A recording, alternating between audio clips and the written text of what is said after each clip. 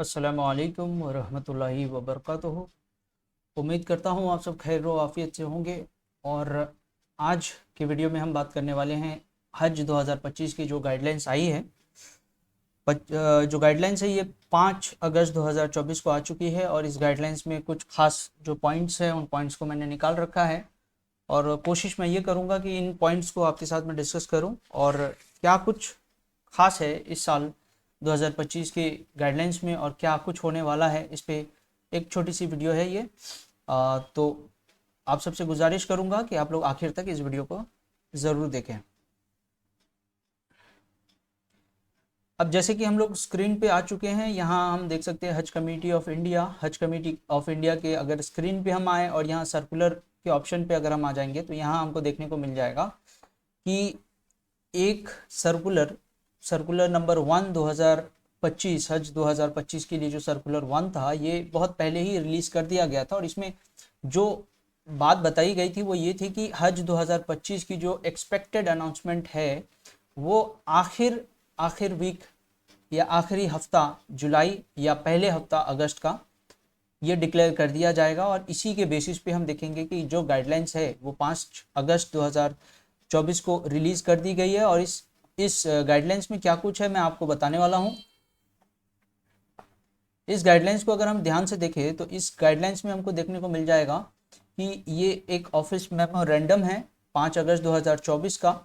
और ये जैसे ही हम इसमें आएंगे तो हमको सबसे पहला जो देखने को मिलेगा वो डिवीजन ऑफ इंडियन या डिवीजन ऑफ हज सीट्स, हज के जो टोटल सीट्स हैं उन सीट्स का किस तरह से एलोकेशन किया गया है उस पे बात है। सबसे पहला अगर हम देखें तो पहले 2024 में जो हमने देखा था वो ये था कि हज 2024 में हज कमेटी ऑफ इंडिया के पास में टोटल 80% सीट एलोकेटेड हुआ करता था, लेकिन अब हम देखेंगे कि हज कमेटी ऑफ इंडिया के पास 70% सीट एलोकेटेड है। ऑन दी अदर हैंड जो हज ग्रुप ऑर्गेनाइजर्स है या प्राइवेट जो टूर्स वाले हैं उनको 30% का कोटा दिया गया है इस साल।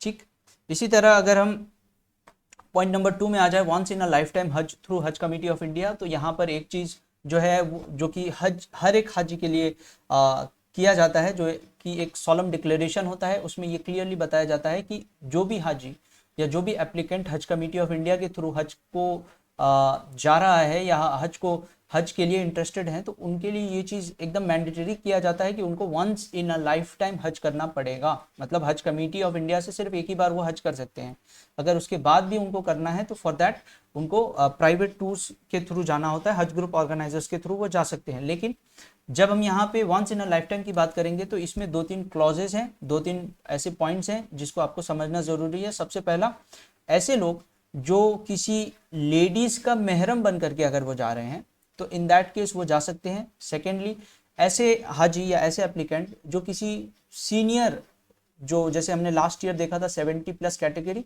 उस कैटेगरी को भी चेंज कर दिया गया है, उस कैटेगरी को अभी 65+ कर दिया गया है।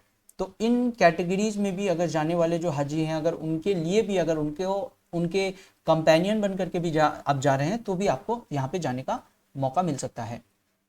इसके बाद पॉइंट नंबर 3 में हज सुविधा एप्लीकेशन के बारे में बताया गया। हज सुविधा एप्लीकेशन 2024 में रिलीज की गई थी, 2024 में उसको शेयर किया गया था और यहाँ पे एकदम क्लियरली इस पॉइंट में क्लियरली ये मेंशन किया जा रहा है कि जितने भी हाजी हैं या जितने भी ऐसे इंटरेस्टेड एप्लीकेंट्स हैं जो 2025 में हज के लिए इंटरेस्टेड हैं, बोला जा रहा है कि उनको हज सुविधा ऐप के बारे में सब कुछ मालूम होना चाहिए, उनको हज सुविधा एप्लीकेशन चलाना आना चाहिए।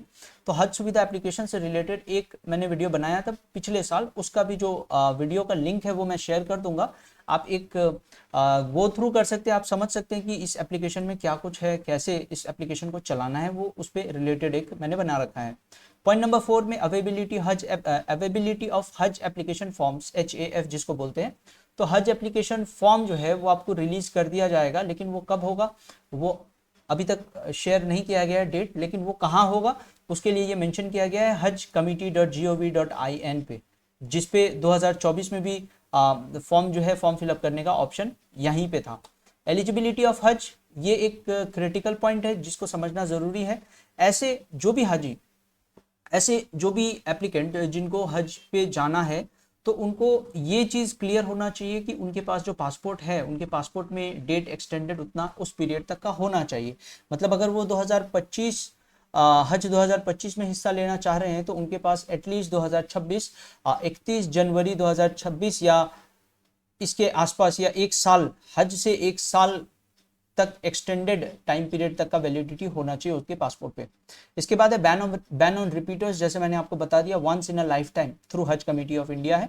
तो इसी वजह से हम यहाँ पे देखेंगे कि यहाँ पर भी सेम केस होने वाला है। जो भी हाजी हैं उनको हज कमेटी ऑफ इंडिया से once in a lifetime वाला ही हज का ऑप्शन उनको देखने को यहाँ पे मिल जाएगा।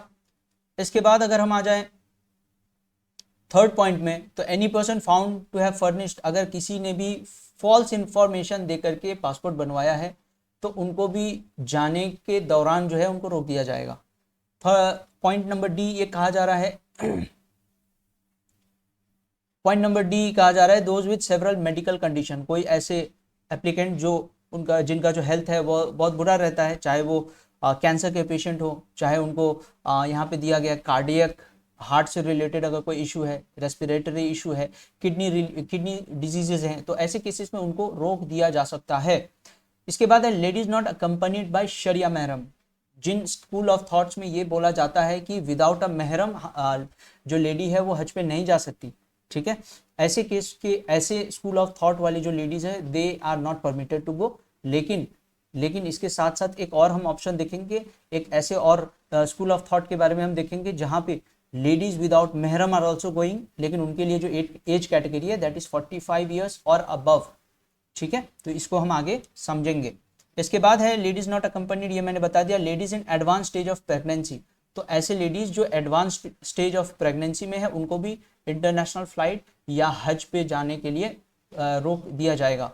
Any person against whom a court case, ठीक है, अगर कोई भी ऐसे एप्लीकेंट है जिन पे कोई केस है और उस केस के हिसाब से उन पे बोला गया है कि दे आर अनेबल या उनको मनाही है कि वो कंट्री का जो टेरिटरी है उसको छोड़ के बाहर जाएं, तो उनके लिए भी यहाँ पे फॉर्म फिलअप करना इज नॉट एप्लीकेबल, वो भी नहीं अप्लाई कर सकते। अगर उन्होंने मान लीजिए अप्लाई कर दिया, सिलेक्शन हो गया, पेमेंट कर दिया, अब क्योंकि कोर्ट का वो आ चुका था, ठीक है, कोर्ट ने उनको मना कर दिया था बाहर जाने से, लेकिन उन्होंने फिर भी ये किया और उन्होंने पेमेंट भी कर दिया, तो ऐसे केस में ये भी हो सकता है कि फ्लाइट पहुंचने से पहले या हज हाउस पहुंचते पहुंचते तक जो है उनका नोटिस आ जाए, उनको वापस बुला लिया जाए। ऐसे केस में हज कमेटी ऑफ इंडिया रिफंड भी नहीं करेगी, क्योंकि ये मेंशन कर दिया गया है पहले ही, अगर आपके नाम पे कोई केस है आप अप्लाई ना करें।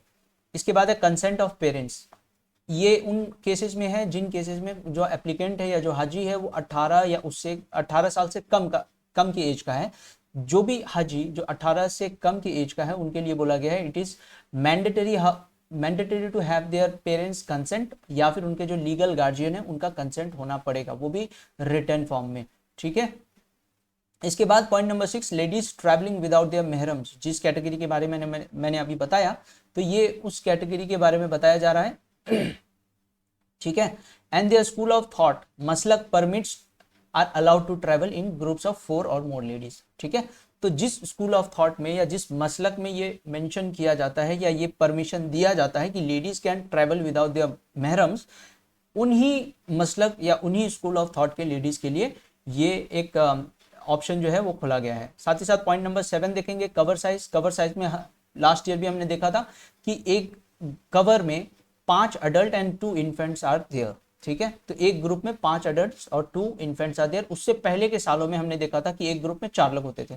इस साल 2024 से हमने देखा कि ग्रुप में 5 लोग हैं, मिनिमम एक हाजी या एक एप्लीकेंट एक ग्रुप में हो सकता है, और उसी तरह मैक्सिमम 5 अडल्ट्स और 2 इन्फेंट्स हो सकते हैं। अब इन्फेंट्स अगर हम बोलेंगे तो इन्फेंट्स का क्या चार्ज लगेगा या नहीं लगेगा, बोला जाता है कि इन्फेंट का जो चार्ज है वो एयर फेयर का टोटल एयर फेयर का 10% देना है, और बाकी जो भी एक्सपेंसेस है सभी एक्सपेंसेस सारे इंस्टॉलमेंट्स की पेमेंट पूरा करना है, ठीक है। और इन्फेंट से ऊपर 2 साल से ऊपर के जो भी बच्चे हैं उनको अडल्ट के कैटेगरी में ऐड किया जाएगा। Point number 8, composition of cover.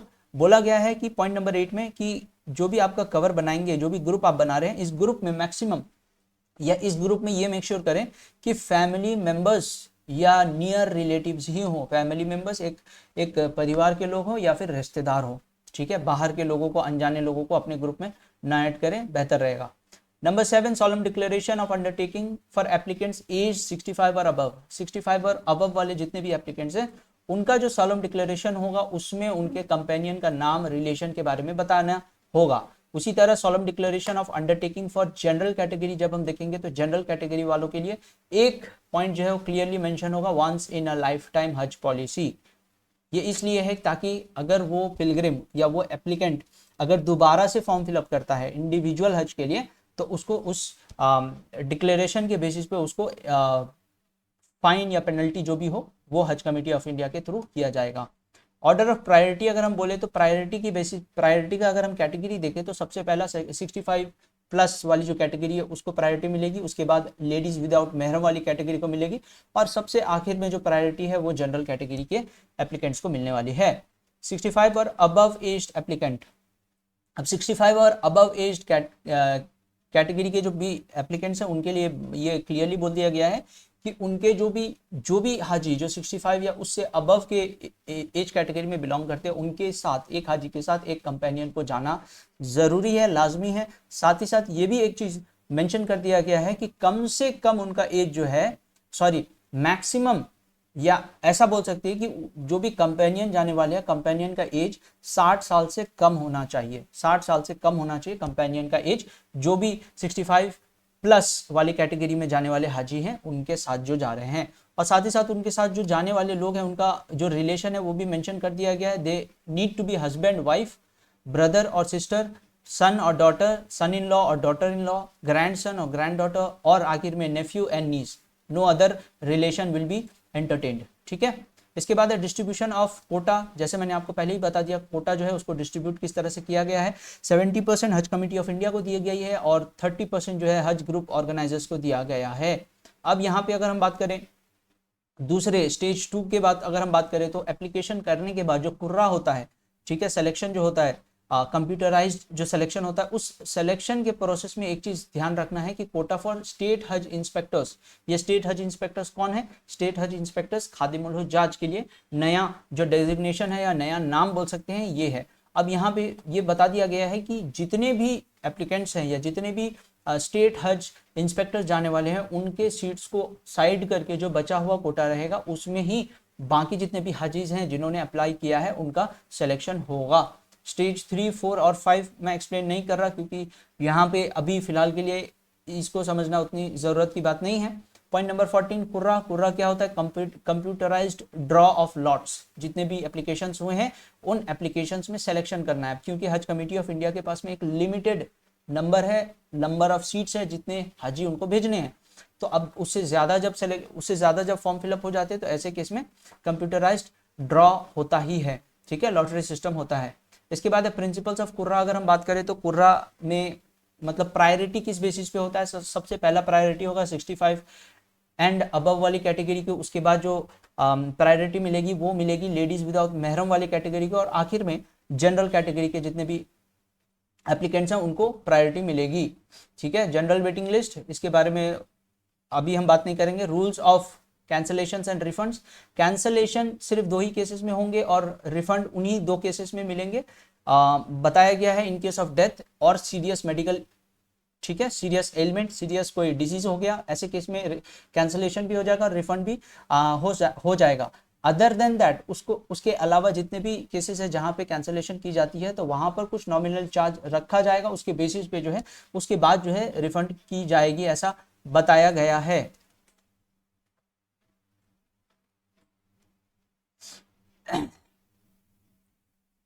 साथ ही साथ यहाँ पे एक और पॉइंट है पेमेंट्स बाय पिलग्रिम्स। जब हम पेमेंट्स बाय पिलग्रिम की बात करेंगे तो जैसे ही कुर्रा होता है, कुर्रा होने के बाद प्रोविजनली सेलेक्टेड जितने भी पिलग्रिम्स हैं, जितने भी हाजी हैं, एप्लीकेंट्स हैं जो प्रोविजनली सेलेक्टेड हो चुके हैं, उनके लिए मैंडेटरी होता है कि वो एडवांस पेमेंट जो है एक गिवन टाइम पीरियड के अंदर अंदर जो है पेमेंट कर दें।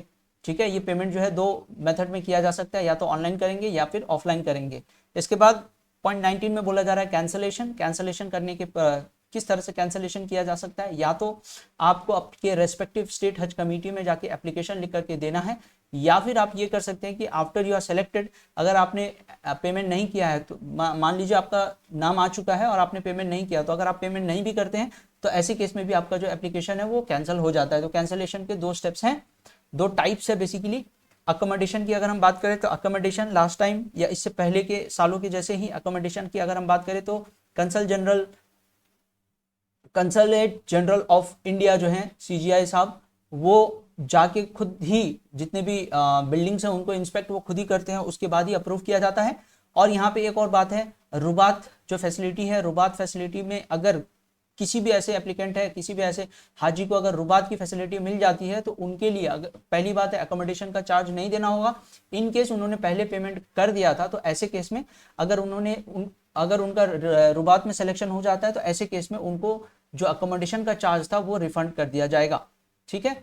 इसके बाद medical screening and fitness certificate, जैसे ही सिलेक्शन हो जाएंगे उसके बाद आपको एक प्रोफॉर्मा दिया जाएगा, एक फॉर्मेट दिया जाएगा, उस फॉर्मेट को फिलअप करना है एंड गवर्नमेंट एलोपैथिक डॉक्टर के पास ही जाकर के आपको वो आपका जो हेल्थ सर्टिफिकेट है उसको बनवाना होता है। इसके बाद है health and training card for selected pilgrims only. तो हेल्थ एंड ट्रेनिंग कार्ड जो है वो क्या होता है, कैसा होता है, उससे रिलेटेड मैंने एक वीडियो बनाया था पिछले साल, उसका मैं लिंक जो है शेयर कर दूंगा। वैक्सीनेशन सर्टिफिकेट, अब वैक्सीनेशन सर्टिफिकेट जब आप वैक्सीनेशन कराते हैं उसके बाद का जो सर्टिफिकेट है, ये सर्टिफिकेट आपको HAT या हेल्थ एंड ट्रेनिंग जो कार्ड है ये सेम चीज हो गया। ठीक है। इसके बाद ओरल पोलियो वैक्सीनेशन, आपका जब वैक्सीनेशन कैंप लगता है उसमें आपको ओरल पोलियो भी दिया जाता है। अगर हम एम्बार्केशन पॉइंट्स की बात करें तो एम्बार्केशन पॉइंट्स श्रीनगर, गया, गुवाहाटी, इंदौर, भोपाल, औरंगाबाद, जयपुर, नागपुर, दिल्ली, मुंबई, कोलकाता, बेंगलुरु, हैदराबाद, कोचीन, चेन्नई, अहमदाबाद, लखनऊ, कन्नूर, विजयवाड़ा और कैलिकट है। 20 एम्बार्केशन पॉइंट्स है। लेकिन यहाँ पे एक पॉइंट ये भी बता दिया गया है कि इन एनी केस अगर मिनिस्ट्री ऑफ माइनॉरिटी अफेयर्स को ये लगता है कि एक एम्बार्केशन पॉइंट किसी जगह पे बढ़ा देना चाहिए तो they will come in contact with the Ministry of Civil Aviation और उनके साथ में ये मतलब बात करके इनका coordination with Ministry of Civil Aviation वो लोग एक नया एम्बार्केशन पॉइंट भी स्टार्ट करवा सकते हैं, ऐसा बोला गया है। लेकिन देखा अगर हम इस चीज़ को देखें तो ऐसा होता नहीं है। ठीक है। क्योंकि इससे पहले वाले सालों में अगर हम देखेंगे तो 25 एम्बार्केशन पॉइंट्स हुआ करती थी, लेकिन अभी 20 है, तो ये कम हो रहा है और वो भी देखा जाए तो एक हिसाब से वो भी बेहतर ही है। Duration of stay in kingdom of Saudi Arabia, पहले 30 से 45 दिन का ड्यूरेशन हुआ करता था। They can very, the days can very, या तो 30 दिन होगा या 35 दिन होगा, 40, 45 कैन डिपेंड। इस साल जो डेज ऑफ ड्यूरेशन है दैट इज 40 to 45 डेज, तो 40 से 45 दिन सबको इन कॉमन बोल सकते हैं कि सबको 40 से 45 दिन का ओवरऑल डेज मिलेगा in the kingdom of Saudi Arabia.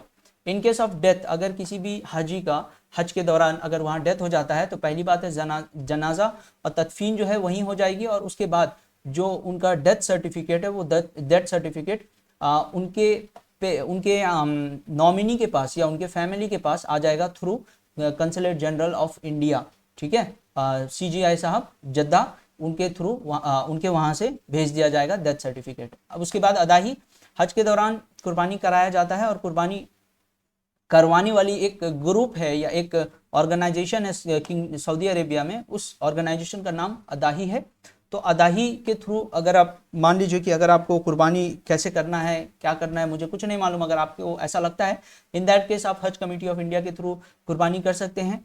और अगर आप खुद से कुर्बानी करना चाहे तो खुद से कर सकते हैं। लेकिन एक चीज़ जो है जो क्लियरली आपको मेंशन कर दिया जाए दैट इज कि कभी भी किसी भी थर्ड पर्सन को जिसको आप नहीं जानते उस पर गारंटी या उस पर अश्योरेंस के वजह से उनको अमाउंट ना दे दे कि वो आपके लिए कुर्बानी करे। बहुत बार ये भी देखा गया कि ऐसे केसेस के बाद फ्रॉडरी भी हो जाता है इन द नेम ऑफ कुर्बानी, तो इससे बचें। इसके बाद अगर हम पॉइंट नंबर 30 में आ जाएं, स्टेट हज इंस्पेक्टर जिसको पहले खादिमुल हुज्जाज बोला जाता था, अभी हम देखेंगे कि उनका जो नाम है, नाम चेंज किया गया है, designation is the same. They need to be the government servants, उनको गवर्नमेंट सर्वेंट्स होना जरूरी है। ठीक है। उनके पास में एक सरकारी जॉब होना चाहिए। साथ ही साथ एक और जो रिक्वायरमेंट होता है खादिमुल हुज्जाज का that is they need to be a हाजी prior to be becoming the state hajj inspector for now. तो खादिमुल हुज्जाज या स्टेट हज इंस्पेक्टर बनने से पहले उनको खुद भी एक हज कर लेना होता है और उसके साथ साथ उनको एक गवर्नमेंट एम्प्लॉय होना जरूरी है, लाजमी है, उसी के बेसिस पे उनको सेलेक्ट किया जाएगा। ठीक है। और एक अहम बात, इससे पहले लाइक 2023 या उससे पहले के सालों में हमने देखा था कि एक खादिमुल हुज्जाज तकरीबन 300 या 400 हाजी पे एक खादिमुल हुज्जाज अलॉट किया जाता था। 2024 में हमने देखा 200 हाजी पर एक खादिमुल हुज्जाज अलॉट किया गया था, लेकिन इस साल हम देखते हैं कि 150 हाजियों पे एक स्टेट हज इंस्पेक्टर को अलॉट किया गया है। तो बहुत बड़े जो स्टेप्स हैं उन स्टेप्स को लिया जा रहा है, ये देखने को हमको समझ में आ रहा है। Point number 31, persons with special needs, ऐसे कोई भी एप्लीकेंट या ऐसे कोई भी हाजी, ऐसे कोई भी इंटरेस्टेड एप्लीकेंट जो हज 2025 में हिस्सा लेना चाहते हैं, उनके लिए क्लियरली मेंशन किया गया है कि अगर उनको कोई बेंचमार्क डिसेबिलिटी है, कोई डिसेबिलिटी है, कोई भी इस तरह का डिसेबिलिटी है जिसमें वो अकेले सफ़र करने लायक नहीं है, तो उनके लिए क्लियरली ये बोला गया है कि they need to take their family member और एनीवन एज देयर कंपेनियन, अपने रिलेशन में ही जो भी हैं उनको एज अ कंपेनियन लेकर के जाना ज़रूरी है। ठीक है, साथ ही साथ यहाँ पे एक और पॉइंट बता दिया गया कि इंडियन हज मिशन भी अपने एंड से जो भी खिदमत होता है वो भी वहाँ पे करती है, in spite of the extra territorial nature of the हज पिलग्रिमेज। अच्छा सॉरी, यहाँ असिस्टेंस टू दिव्यांगजन and elderly pilgrims will be provided by the Indian हज मिशन ऑन नीड बेसिस। तो जिन को ऐसे, लेकिन ऐसा नहीं है कि उनको आप अकेले छोड़ देंगे, आपको उनके साथ जाना है एज कंपेनियन, लेकिन उसके बाद भी अगर आपको वहाँ नीड ज़रूरत पड़ती है तो इंडियन हज मिशन जो है आपको सपोर्ट करेगी, आपको हेल्प करेगी, गाइड करेगी। साथ ही साथ यहाँ एक और पॉइंट बता दिया गया है, that is the government would endeavour to provide best possible accessibility to दिव्यांगजन pilgrims including on a payment basis, क्योंकि वहाँ पे व्हीलचेयर हो गया, ठीक है, और वहाँ पे बाकी जो फैसिलिटीज़ है उन सब फैसिलिटीज़ को अगर आप एक्सेस करेंगे और आप सोचेंगे कि हमको फ्री में मिलना चाहिए, तो आप जैसे बहुत सारे लोग हैं, बहुत सारे पूरी दुनिया भर से लोग हज के सीज़न में या हज के दौरान जो है वो पहुँचे हुए होते हैं, तो इसीलिए वहाँ पर फ्री ऑफ कॉस्ट सोचना इस लाइक वो उस लेवल तक नहीं हो पाएगा। दैट इज़ वाई यहाँ पे थोड़ा सा एक पेमेंट बेसिस रहता है, लेकिन मोस्ट ऑफ द टाइम हमने ये भी देखा है कि जो अमाउंट है वो amount once you return that commodity, अगर आपने व्हील चेयर लिया है उसको अगर आप रिटर्न कर देंगे तो अमाउंट भी जो है आपको रिटर्न कर दिया जाता है। ठीक है, तो आज के वीडियो में हमने जो भी देखा,